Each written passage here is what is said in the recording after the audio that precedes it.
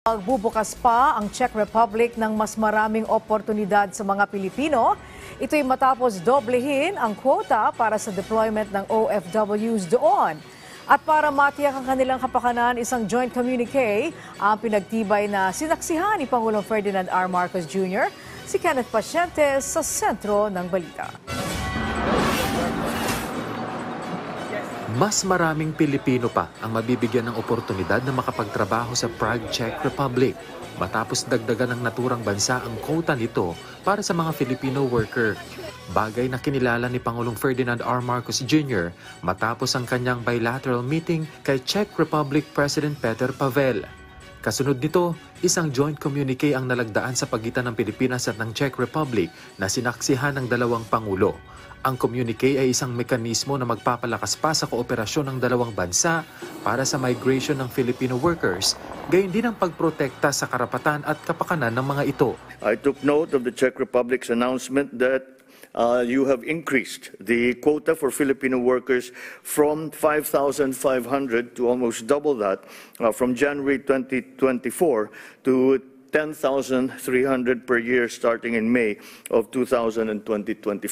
President Pavel and I witnessed the signing of the joint communique to establish a labor consultations mechanism between the Philippine Department of Migrant Workers and the Czech Ministry of Labor and Social Affairs. Ayon kay Philippine Ambassador to Czech Republic Eduardo Meñez, napapanahon ang pagbisita ng Pangulo sa naturang bansa.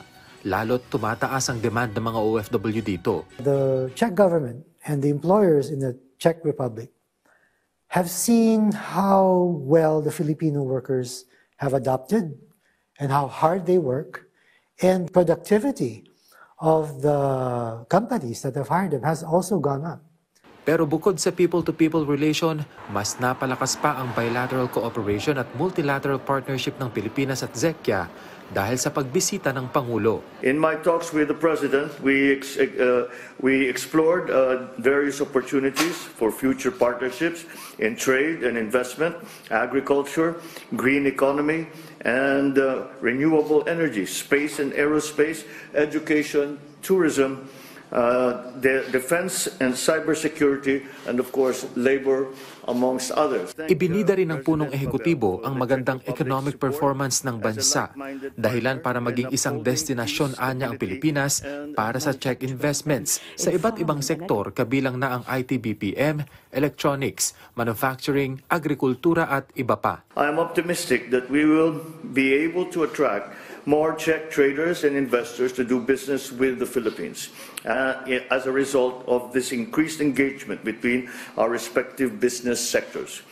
We look forward to the convening of the second meeting of the Philippines-Czech Republic Joint Committee on Economic Cooperation in Manila that will occur later this year. Nagkaroon naman ng working lunch ang Pangulo kasama si Senate President Miloš Vystrčil, kung saan napag-usapan ang trade and investment, labor cooperation, agrikultura at issue ng climate change. Napag-usapan din ng dalawa ang ilang regional at international issue.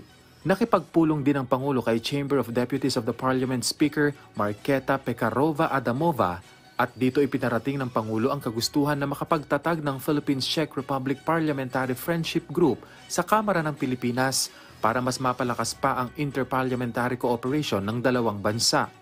Nakipagpulong din ang Pangulo kay Prime Minister Peter Fiala.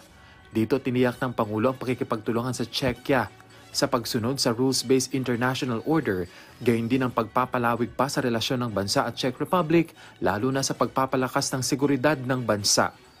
Nakatakda na ring bumisita sa bansa sa susunod na linggo ang agriculture officials mula sa Czech Republic na naging posible dahil sa state visit ng Pangulo. Paraan ito ng naturang bansa para makapagtatag ng kooperasyon at suportahan ang food security initiatives ng Pilipinas. Mula rito sa Prague, Czech Republic, Kenneth Paciente para sa Pambansang TV sa Bagong Pilipinas.